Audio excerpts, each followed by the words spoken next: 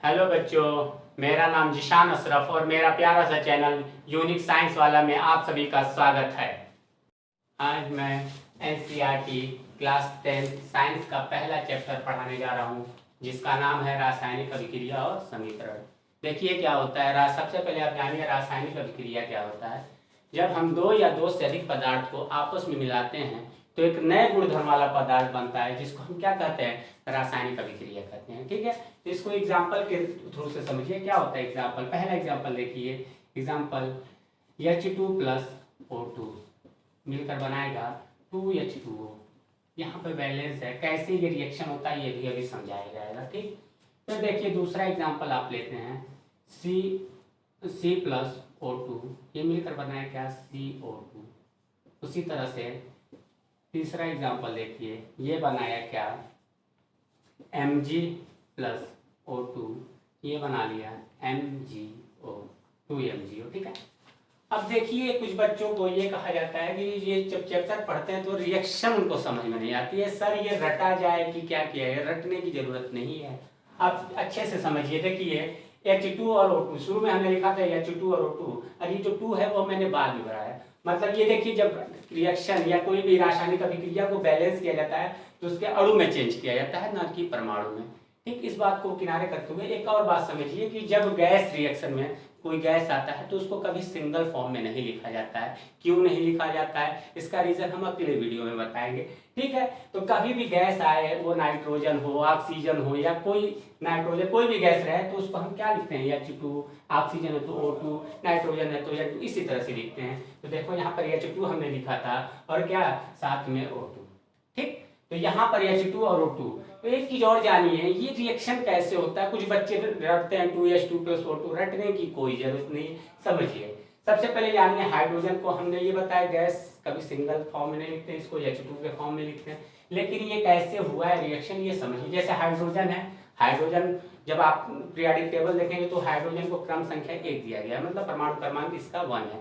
तो इसके last cell में कितना, 1 इलेक्ट्रॉन। और एक चीज और समझिए कि जिसके लास्ट सेल में 1, 2, 3 इलेक्ट्रॉन होता है, वो क्या करता है, इलेक्ट्रॉन का त्याग करता है। जो इलेक्ट्रॉन का त्याग करता है उस पर क्या आता है, प्लस चार्ज। देखिए हाइड्रोजन इस पे ये त्याग करेगा तो इस पे +1 चार्ज, इसके लास्ट सेल में 2 है तो ये +2 चार्ज, ये त्याग करेगा तो +3 चार्ज है। ठीक, और उसी तरह से ये है बेरिलियम, इसके लास्ट सेल में 2 है तो +2, लेकिन जिसके लास्ट सेल में 4 इलेक्ट्रॉन होगा वो क्या करता है, या तो इलेक्ट्रॉन को त्याग देगा या तो इलेक्ट्रॉन को ग्रहण, इसमें दोनों कंडीशन हो सकती है। ठीक, और देखिए जिसके लास्ट सेल में क्या होता है, 4 से ऊपर जैसे 5, 6 और 7 इलेक्ट्रॉन होता है, वो इलेक्ट्रॉन को ग्रहण करता है। ठीक है, देखिए मतलब जैसे आप यहाँ पे देखिए क्या होगा, नाइट्रोजन के लास्ट सेल में 5 इलेक्ट्रॉन है, वो किसको, 3 इलेक्ट्रॉन को क्या करेगा, ग्रहण करके अपना स्टेप पूर्ण करेगा, तो इस पर -3 आ गया।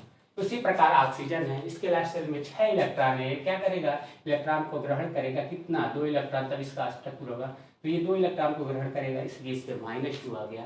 इसी तरह से फ्लोरीन है, इसको 1 इलेक्ट्रॉन की जरूरत है, ये ग्रहण करेगा तो इस पे -1 आ जाएगा। और जिसके लास्ट सेल में 8 इलेक्ट्रॉन होगा वो क्या होगा, इलेक्ट्रॉन जिसका पेट पहले से भरा है तो उसको खाने की जरूरत ही क्या है। तो जब 8 इलेक्ट्रॉन इसमें आ जाएगा तो क्या होगा, ना ये इलेक्ट्रॉन किसी को देगा और ना ही इलेक्ट्रॉन किसी से लेगा। मतलब ये क्रिया में भाग नहीं, रासायनिक अभिक्रिया में भाग ही नहीं लिया जाता। अब समझिए यहाँ पर देखिए H2 पे हमने बताया है कि लास्ट सेल में कितना इलेक्ट्रॉन, 1 इलेक्ट्रॉन।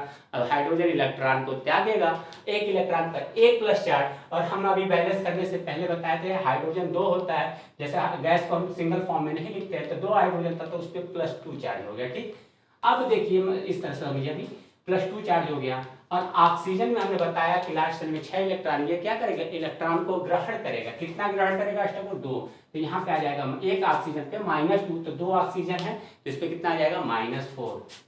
हाइड्रोजन पे +2 और यहाँ पे -4 हो जा रहा है ऑक्सीजन पे। तो क्या होगा, पर देखिए जब क्रिया होता है तो माइनस और प्लस को साथ में लेकर, नेगेटिव चार्ज और पॉजिटिव चार्ज दोनों साथ में चलते हैं।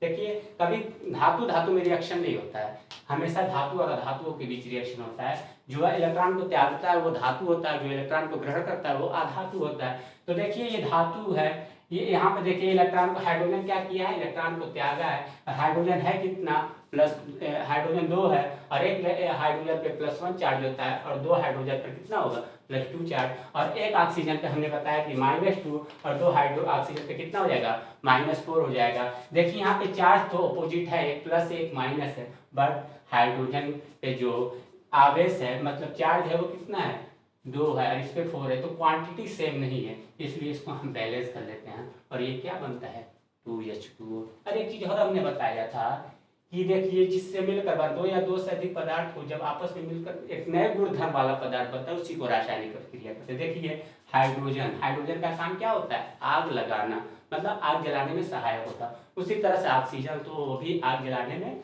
सहायक होता है और उससे मिलकर जो बना है पानी का काम आप अच्छी तरह से जानते क्या होता है आग बुझाने का। उसी तरह कार्बन है, कार्बन ऑक्सीजन से मिलकर क्या बना लिया कार्बन डाइऑक्साइड। उसी तरह से Mg है, वो ऑक्सीजन से काम क्रिया करके क्या बना लिया 2MgO। ठीक, यहाँ तक आपको समझ में आया। अब देखिए एक चीज और आता है इसके बाद, यहाँ पे समझिए। देखिए जो रिएक्शन में जो चीज रिएक्शन में भाग लेता है, जैसे जो क्रिया में भाग लेता है, इस क्रिया में कौन भाग ले रहा है हाइड्रोजन और ऑक्सीजन, उसको क्या कहा जाता है अभिकारक। इस वाले भाग को क्या कहा जाएगा अभिकारक। और जो अभिक्रिया के बाद जो चीज हमको प्राप्त होता है मतलब जो चीज बनता है उसको कहा जाता है उत्पाद। तो समझ में आया कि रासायनिक अभिक्रिया जब होती है उसमें जो 2 चीज भाग लेते हैं उसको क्या 2 या 2 से अधिक चीज भी भाग ले सकते हैं, उसको कहा जाता है अभिकारक। और जो अभिक्रिया पूर्ण होने के बाद जो हमें प्राप्त होता है जो प्राप्त उसे क्या कहते हैं हम उत्पाद कहते हैं। ठीक है, अब देखिए क्या है, हम इसके यहाँ तक तो रासायनिक अभिक्रिया के बारे में जाने और इसके एग्जाम्पल के बारे में जाने। अब हम क्या है रासायनिक अभिक्रिया के प्रकार के बारे में जानेंगे। ठीक है, तो देखिए रासायनिक अभिक्रिया का पहला प्रकार है, रासायनिक अभिक्रिया का पहला प्रकार है जिसको हम कहते हैं संयोजन अभिक्रिया। क्या संयोजन अभिक्रिया,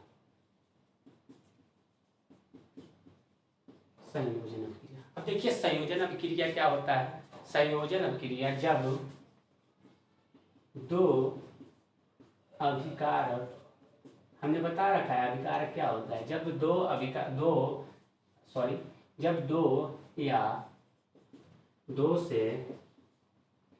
से अधिक अभिकारक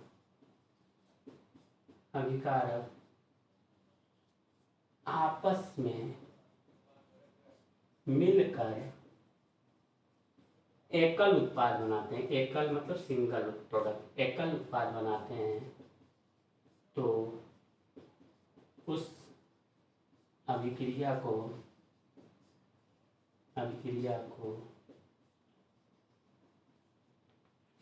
संयोजन अभिक्रिया कहते हैं। क्या कहते हैं संयोजन अभिक्रिया कहते हैं, अभिक्रिया कहते हैं। ठीक है, क्या है संयोजन अभिक्रिया, जब 2 अभिकारक, हमने बता रखा है कि अभिकारक क्या होता है। 2 अभिकारक देखिए 2H2 + O2, यहाँ पर H2 और O2 क्या अभिकारक है और क्या है 2 या 2 से अधिक अभिकारक मिलकर एकल उत्पाद बनाते हैं, तो उससे क्या कहते हैं संयोजन अभिक्रिया। इसका एग्जाम्पल देखिए, ये ऊपर वाला भी एग्जाम्पल लिख सकते हैं। जैसे मान लीजिए C और प्लस क्या हो गया O2, ये बनाया CO2। तो देखिए 2 अभिकारक मिलकर क्या बनाया, ठीक है 2 अभिकारक मिलकर CO2 मतलब सिंगल, ये 2 अभिकारक मिलकर एकल उत्पाद की क्या एकल उत्पाद बनाया। ठीक है, इसी तरह से देखिए अगर Mg है + O2 है तो यहाँ पे देखिए 2 अभिकारक मिलकर एक उत्पाद मतलब सिंगल प्रोडक्ट का प्रोड्यूस करते हैं, मतलब सिंगल प्रोडक्ट बनाते हैं, तो उसको क्या कहा जाता है संयोजन अभिक्रिया। अब देखिए और कुछ प्रकार हैं, फिर मिलते हैं अगले वीडियो में अगले प्रकार को लेकर। ठीक है, इसी के साथ अगर वीडियो अच्छी लगी हो तो लाइक करें, सब्सक्राइब करें और शेयर करना ना भूलें।